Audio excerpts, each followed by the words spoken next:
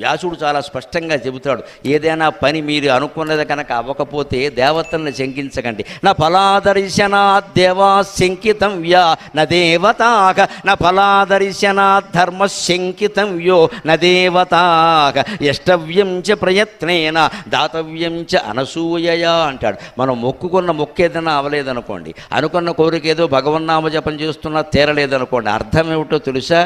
ఆ వస్తువు నీ దగ్గరికి వచ్చే యోగం లేదు, ఆ డబ్బు నీకు వచ్చే యోగం లేదు, ఆ పదవి నీకు వచ్చే యోగం లేదు, ఆ పెళ్లి నీకు అయ్యే యోగం లేదు. అందుకు నీ పూర్వజన్మ కర్మ అడ్డుపడుతుంది. ఆ అడ్డు తొలగాలి అంటే ఎప్పుడు సమాజం నుంచి మనం ఏదో ఆశిస్తున్నాము అంటే సమాజానికి ముందు ఇవ్వాలి ఖచ్చితంగా. బోరింగ్లో నీళ్లు రాకపోతే ఏం చేస్తాం? ఓ చెంబుడు నీళ్లు అందులో పోస్తారు, అప్పుడు వస్తాయి కింద నుంచి పైకి.